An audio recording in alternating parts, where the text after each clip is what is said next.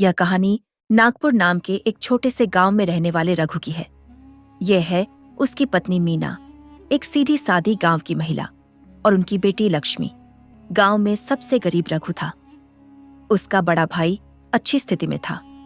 रघु गरीब और दिहाड़ी मजदूर था। वह एक टूटे फूटे घर में रहता था। दिहाड़ी मजदूरी करके भी वह मुश्किल से 2 वक्त का खाना जुटा पाता था। घर की मरम्मत के लिए भी उसके पास पैसे नहीं बचते थे। हे एडी मीने, ओ मीना, जरा रुक तो सही। अरे, ये गरीबी की मारी ये लकड़ियां लेकर कहाँ भागी जा रही है? तुम्हें देखना ही इस गांव के लिए अशुभ है। राम राम। क्या तुम्हारा चेहरा देखकर ही तुम्हारा पति ऐसा कंगाल बना हुआ है? जाओ और किसी और के घर में झाड़ू पोंछा लगाओ। मीना दुखी होकर घर पहुंची और अपने पति से कहा, हाँ जी, मैंने क्या गलती की? क्या हमारा गरीब होना इतना बड़ा गुनाह है? गांव की ये औरतें कह रही हैं कि मैं आपकी बदनसीबी हूँ। मुझसे अब ऐसे नहीं जिया जाता। भाग्यवान, तुम इन बेकार की बातों पर ध्यान देकर क्यों उदास हो रही हो? उन ईर्ष्यालु औरतों का मुंह तो नाले जैसा है, कुछ न कुछ बहता ही रहेगा। मैं तुम्हारे साथ हूं ना, ये रघु सब ठीक कर देगा। तुम मेरी शाप नहीं हो, तुम मेरा सौभाग्य हो। ये पूरा गांव इस बात को जानेगा। मेरी जान, जल्दी आओ, खाना परोसो। मुझे बहुत भूख लगी है, पेट चिपक गया है। जल्दी खाकर काम पर जाना है। ठीक है, आप जाकर अपने हाथ मुंह अच्छी तरह धोकर आइए। मैं अभी गर्मा गर्म परोसती हूँ।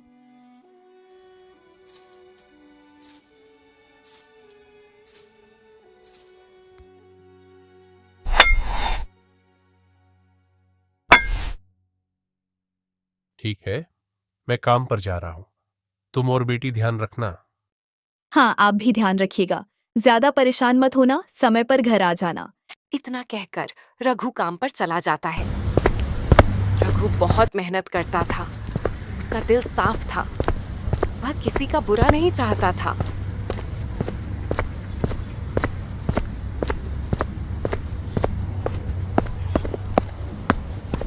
कार्यस्थल पर रघु देर से पहुंचा।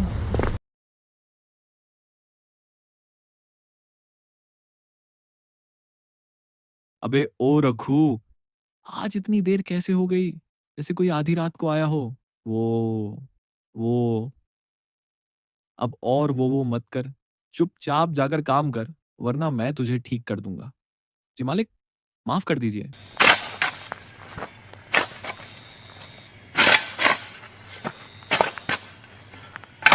कुछ देर बाद रघु मालिक के पास गया। मालिक, क्या मुझे आज कुछ पैसे एडवांस मिल सकते हैं? मुझे अभी बहुत जरूरत है। घर की मरम्मत करवानी है और कुछ सामान खरीदना है। अरे रघु, पिछला उधार तो तूने अभी तक चुकाया नहीं है और फिर से मांगने आ गया। मुझे पता है मालिक, लेकिन मुझ पर भरोसा कीजिए। ये काम निपटते ही मैं सब चुका दूंगा, भगवान की कसम। ठीक है रघु, ये ले पैसे। लेकिन कल से तुझे समय पर काम पर आना होगा। सुना तूने? अगर फिर से देर हुई तो मुझसे बुरा कोई नहीं होगा। इतना कहकर मालिक ने रघु को पैसे दे दिए। बहुत बहुत धन्यवाद मालिक, आपने मुझे बचा लिया। मालिक से पैसे लेकर रघु घर के लिए सामान खरीदने निकल पड़ा। रघु पैसे लेकर सामान खरीदने के लिए निकला ही था कि कुछ दूर चलने पर उसे रास्ते में भूख और ठंड से कांपती हुई एक माँ और उनकी लगभग 9 साल की बेटी दिखाई दी। वे एक दुकान की दहलीज पर एक पुरानी शीट के नीचे ठंड में ठिठुर कर बैठी थीं। माँ, मुझे बहुत भूख लग रही है। पेट में जैसे मरोड़ उठ रहे हैं। इस कड़ाके की ठंड की वजह से मेरे हाथ पांव सुन्न हो गए हैं। हम घर कब जाएंगे? बेटी, तुम परेशान मत हो। तुम्हारे पिता आज काम की तलाश में गए हैं। पैसे मिलते ही हम खाना खरीदेंगे। इस कड़ाके की ठंड में माँ के पास एक ढेला भी नहीं है बेटा। बहन, आप परेशान मत होइए। ये लीजिए, मेरे पास कुछ पैसे हैं। इनसे जल्दी से अपनी बेटी के लिए और अपने लिए भरपेट खाना खरीदिए। इस ठंड में भूखा नहीं रहना चाहिए। भगवान आपका भला करे भाई साहब। जिंदगी हमें इस मोड़ पर ले आई है। पेट की भूख मिटाने के लिए ही मैं इस ठंड में हाथ फैला रही हूँ, वरना कौन दूसरों के सामने हाथ फैलाना चाहता है। आपको इसका बड़ा फल मिलेगा। बहन, जरूरतमंदों और बेसहारा लोगों की मदद करना हम सबका फर्ज है। ठीक है बहन, अब मैं चलता हूँ। इस ठंड में अपना ख्याल रखिएगा। रघु भूख से थका हारा रात को घर पहुंचा। घर के दरवाजे पर मीना बड़ी उत्सुकता से उसका इंतजार कर रही थी। अजी, आज इतनी देर क्यों हो गई? मैं कब से आपका इंतजार कर रही थी। आप कहाँ थे? रघु अपनी पत्नी मीना के पास आया और उसे विस्तार से बताया कि कैसे उसने पैसे और सामान एक माँ और उसकी बेटी को दे दिए। ओह, राशन खरीदने के पैसे भी आपने उन्हें दे दिए? इस कड़ाके की ठंड में अब हम आगे कैसे गुजारा करेंगे? याद रखिए, कल के लिए घर में एक दाना भी अनाज बाकी नहीं है। ये सच है मीना, लेकिन उस बच्ची की भूख देखकर मुझसे रहा नहीं गया। एक माँ होने के नाते क्या तुम यह नहीं समझ सकती? हमारे पास सिर छिपाने के लिए कम से कम एक छत तो है, लेकिन उन बेसहारा लोगों के लिए हमें कुछ तो करना चाहिए था। आप सही कह रहे हैं। आपने बहुत पुण्य का काम किया है। भले ही हमारे घर में न हो, लेकिन किसी और की भूख तो मिटी, यही सबसे बड़ी बात है। आइए, आप थक गए होंगे, मैं जैसे तैसे कुछ बना देती हूँ। वह ईश्वर हमें कभी अकेला नहीं छोड़ेगा।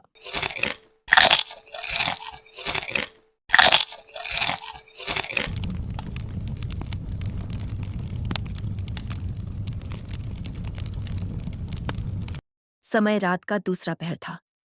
प्रकृति खामोश थी, जैसे कोहरे की चादर ओढ़कर सो रही हो। अचानक मौसम बदल गया। हड्डियों को कंपा देने वाली बर्फीली हवाएं चलने लगी। ऐसा लगा जैसे कोई ईश्वरीय शक्ति अपना रौद्र रूप दिखा रही हो। देखते ही देखते भारी हिमपात और डरावनी ठंड शुरू हो गई। प्रकृति अपना सारा क्रोध जैसे कड़ाके की ठंड के रूप में धरती पर उछेल रही थी। इस भीषण ठंड को रघु के फूस के घर की छत बर्दाश्त नहीं कर पाई। जर्जर छत जगह जगह से फटने लगी और बर्फ का ठंडा पानी घर के भीतर तेजी से रिसने लगा। कुछ ही देर में वह बर्फीला पानी रघु के बिस्तर के नीचे तक पहुंच गया, जिससे उसकी नींद खुल गई। भगवान, इस कड़ाके की ठंड में पूरा घर पानी से भर गया है। जल्दी उठो। अरे, जल्दी उठिए, घर में हर तरफ पानी ही पानी है। हम क्या करेंगे? इस ठंड में हम कैसे बचेंगे? पिताजी, माँ, हमें जल्दी यहाँ से बाहर निकलना चाहिए। इस जमने वाली ठंड से मेरा शरीर सुन्न हो गया है। छत को देखो कैसे टपक रही है। मुझे डर है कि वह हमारे ऊपर ही न गिर जाए। हाँ, हमें यहाँ से निकलना होगा। प्रिया सही कह रही है, लेकिन इस बर्फबारी और कड़ाके की ठंड में हम इतना सामान लेकर आखिर जाएंगे कहाँ? क्या हम बड़े भाई के घर चले? प्रिय, तुम सही कह रही हो। हमें अपना जरूरी सामान किसी बोरे में भरकर अपने बड़े भाई दुनीचंद के घर रख देना चाहिए। हाँ, चलिए। बर्फबारी और ठंड बहुत तेज है। मुझे नहीं लगता कि यह छत और ज्यादा देर टिक पाएगी। वे दोनों अपना जरूरी सामान एक बोरे में भरकर दुनीचंद के घर की ओर चल पड़े। कड़ाके की ठंड और बर्फबारी के बावजूद वे किसी तरह दुनीचंद के घर पहुंचे। उन्होंने दरवाजा खटखटाया। दुनीचंद भैया, ओ दुनीचंद भैया, दरवाजा खोलिए। अरे रघु, तुम और तुम्हारा परिवार इस कड़ाके की ठंड में यहाँ क्या कर रहे हो? भैया, आप तो मेरे घर की हालत जानते ही हैं। छत कई जगह से टूट गई है। जरूरी सामान भीग ना जाए, इसलिए मैं इसे आपके पास रखने आया हूँ। थोड़ी हूँ, अगर आप हमें एक रात यहाँ रहने दें तो बड़ी मेहरबानी होगी। अरे कोई बात नहीं भाई, तुम सब अंदर आ जाओ। आप क्या पागलपन कर रहे हैं? इस आधी रात को? इन फटे हाल लोगों को हम अपने घर में नहीं आने दे सकते। हमारा घर अशुद्ध हो जाएगा। इनका सामान मेरे घर में? नहीं नहीं, बिल्कुल नहीं। मैं इस ठंड में तुम्हारे जैसे कंगालों को अपने घर में रहने नहीं दूंगी। जाओ यहाँ से, कहीं और सहारा ढूंढो। बेचारा रघु उस रात कड़ाके की ठंड में कई घरों के दरवाजे खटखटाकर मदद मांगता रहा। उसने याचना की, इस जमा देने वाली ठंड में हमें एक रात के लिए पनाह दे दो। लेकिन उसकी गरीबी के कारण कोई भी उसकी मदद करने को तैयार नहीं हुआ। सबने दरवाजा बंद कर उसे बाहर निकाल दिया। आखिरकार वह असहाय होकर थक गया और अपने टूटे हुए घर के सामने एक बड़े पेड़ के नीचे अपनी पत्नी मीना और बेटी प्रीति के साथ बैठ गया। भारी बर्फबारी और ठंड के कारण वे कांप रहे थे। रघु ने उनके पास मौजूद एक पतली चादर से उन्हें ढक दिया, लेकिन ठंड बर्दाश्त से बाहर थी। हे भगवान, ये कैसी परीक्षा है। देखो मीना, हमारे अपने भी इस मुसीबत के समय में हमारी मदद नहीं कर रहे हैं। किसी ने दरवाजा नहीं खोला। आप परेशान मत होइए, समय हमेशा एक जैसा नहीं रहता। हमारा भी अच्छा समय आएगा, आप हिम्मत रखिए। मेरी मीना, पूरी जिंदगी इस हिम्मत के अलावा हमारे पास और रहा ही क्या है। अभी और कितने समय तक ये ठंड सहनी होगी। आप भगवान पर भरोसा रखिए, वह सब ठीक कर देंगे। उनके घर में देर हो सकती है, लेकिन अंधेर नहीं। रघु और उसका परिवार उस पेड़ के नीचे बैठकर बर्फ कम होने, ठंड का असर घटने और सुबह होने का इंतजार करने लगे। सुबह के समय जब जमा देने वाली ठंड थोड़ी कम हुई तो वे अपने सामान के साथ घर गए। घर पहुंचकर देखा तो घर की हालत बहुत खराब थी। छत पूरी तरह से टूट चुकी थी, सारा सामान भीग गया था और सब कुछ अस्त व्यस्त पड़ा था। घर की दुर्दशा देखकर भी रघु नहीं टूटा।